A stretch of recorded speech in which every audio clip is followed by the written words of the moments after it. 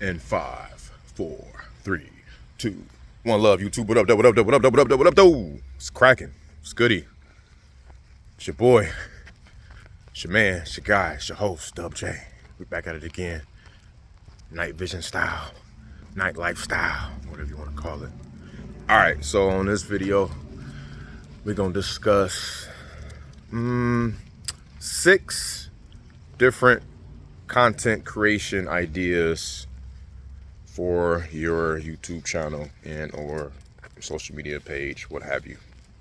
All right, and I'm walking my dog, so y'all gotta bear with me. He is a strong ass American bully. Anyway, all right, and he keeps going after cats. Anyway, so number 1, all right, overcoming fear of failure in business. What does that mean? Overcoming fear of failure in business. I mean, really is about overcoming fear of failure in life and everything in general, period. But in business, for sure. So I know we all struggle with this, man, because especially if we are already in a comfort zone, like especially if we got, maybe job security, or we in a situation where it's like, we don't want to mess nothing up, but at the same time, we do kind of want some change, or we want to bring in some extra income, or we want to figure out a way to just kind of grow and add to ourselves, man. So, but we kind of be like, we be in this mental chokehold with ourselves because we are afraid that other people are going to deem us as failures, or we care about what other people think, or or we care like, what if it doesn't work? We care like, we don't have that much time. What if I'm too old to do this, or I'm too young to do that, or I'm not smart enough? All these things, man. We got this little devil in our head, this little voice of doubt. But you gotta have a voice of faith and a voice of reason in your head, man. You gotta think, what if up? You feel me? What if up? And not stop thinking what if down. Stop thinking of the worst. Keep asking yourself, how? How am I able? How can I become? How can I do? How can I conquer? You know what I'm saying? All of those things. And then, you can even try to imagine the worst outcome being just a regular outcome that's not going to really hurt. You know what I'm saying? If it doesn't work, okay, I tried. You know what I'm saying? If it doesn't work, it's still going to work. It's not, if it ain't working for you, it's still going to work on you. You still going to find a way to gain some skill and, knowledge of something. And, you could share that experience, and it could just kind of be on your mental resume, if you will. So, all right, that's number 1. Creating content around overcoming fear of failure in business. All right, so number 2, developing a growth mindset for financial success. Ooh, that's a good one. So mindset is like one of those things, man, that's so unsexy, but it's so necessary.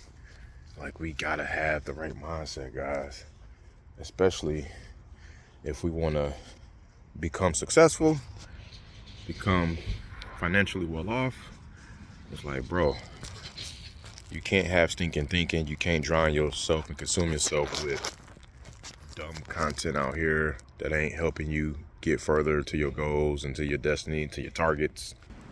What's happening, boss man? So yeah, you know what I'm saying? We gotta have that mindset. It's needless to say, man, we can't, whatever you think, you're right, okay? Whatever you think about a situation, whether it can happen or not, you're probably right. Especially negatively, you're really right, because for some reason, negative energy moves us way more, and it has a higher impact on us than positive energy. Just think about it. Like, when you social media scrolling and you pull up a fight, like, everybody want to see somebody get hurt, or some type of violence or some type of crime, or you know what I'm saying, versus like a 13-year-old graduating and getting a PhD. Like, don't nobody want to see that. Like, you know what I'm saying? So it's one of those things where we can't let the negative mindset control us, y'all. So that's number two. That's a number 2 topic to create for content. Shoot, you can create a 30-day calendar around that joint. All of these, really. All right, so we're gonna move on to number 3. Number 3, how to stay motivated when things get tough. Ugh. Come on now. Think about that. How to stay motivated when things get tough. I mean, this all ties in with the previous 2 too, you know, that we've been discussing. Like, we're all human. We're not robots. You know what I'm saying? We got feelings and emotions and stuff, and you know, energy is hard to obtain, especially with the food that we're eating. If you're especially in America, oh my God, don't let me get started on that. But you know, that matters too. You know what I'm saying? Like, when you wake up, like, what are you having for breakfast, or what is your brain having for breakfast, for that matter, right? You need energy, and that energy will help you with staying, you know, motivated when stuff gets tough, and staying consistent, you know. And I think too, when you challenge yourself, man, a certain way, like when you like just go for discipline, man, I'm telling you, it's at first it'd be like daunting, it'd be boring, again, not sexy. But when you start conquering little small wins and little small defeats of discipline, like, it builds some type of I don't know, it helps, it builds a muscle in your brain to train a certain way and to go a certain way, go hard, you know, because that, it just, by default, it just happens, man. You take it from me, I'm still doing these 30-day challenges. I started back in January of 2024. Now, I ain't even been talking about it, but I've just been doing it kind of quietly. Sometimes I might talk to, you know, a few friends and family members about it, just to kind of get them going and motivated. But I'm still doing it. I like every month I'm challenging myself to do something different, and just to not be a slave of complacency and mediocrity, man. So that's that. All right, where we at? I think we on number 4. Number 4, talk about the importance of patience and consistency. So again, this probably sound just like what I just spoke about, but it's all in the same realm. It's all in the same regime of each other, if you will. But like, this shit is important, man. You know what I'm saying? Like, we have to express patience. Like, we gotten so far away from patience that we kind of spoiled, and we take stuff for granted. And it's like, we gotta stop that shit. Especially me. I mean, instant gratification. I've done actually a great job. I've come a long way. Like, I remember, for example, like, I got a saying, like, I don't let clothes wear me, I wear clothes. I don't let the clothes wear me, I wear the clothes. Or I don't let clothes define me. Like, I used to be heavy into designer, bro. Like, I was the one that started high school. I was rocking the Louis Vuitton Timberlands, had the Louis Vuitton print in the boots, coming to school, rocking the Iceberg Slim and the Prada, Gucci, all of that stuff, had the Gucci frames and, you know, all of that stuff, man. And because, you know, I was just wanting to buy all of that stuff and look good and flashy and all that stuff, and taking my money and just spending on all of that stuff because I wanted to instantly look like I had it. You know, I would get money and then instantly like try to boost my ego or look like I had it, right? But instead, you know, I'm tying it back into the instant gratification. I should have been delaying that shit, like, because, I mean, I didn't know better, but looking at it now, like, all that shit don't mean nothing. It's about guns and butter, baby. Like, you know what I'm saying? Like, that shit don't mean nothing.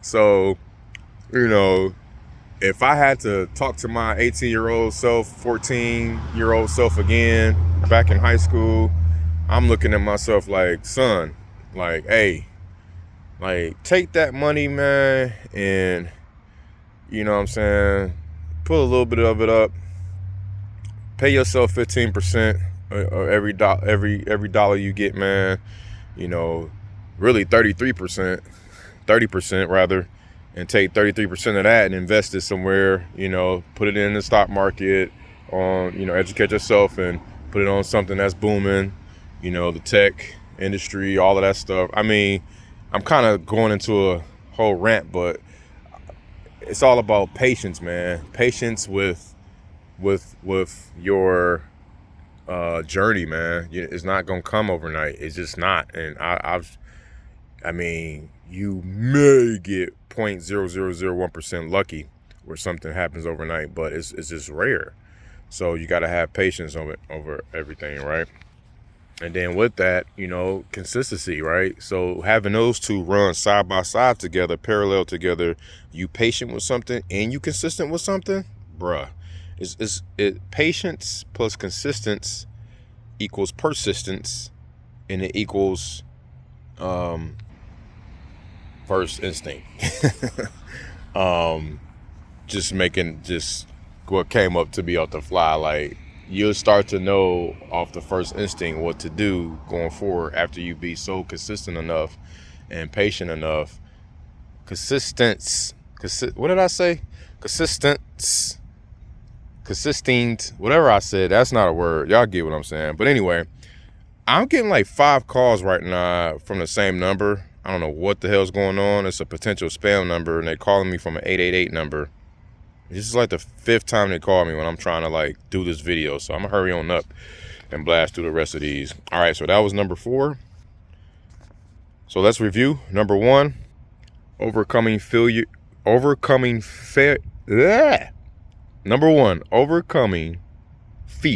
of failure in business.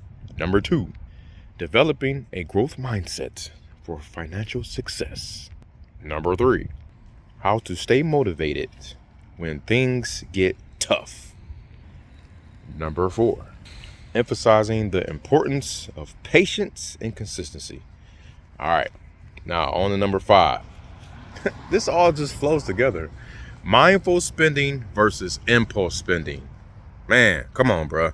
Again, this goes back to what I was just talking about, man. Just instant gratification, delaying gratification, and don't be so quick to spending and counting chickens that ain't there.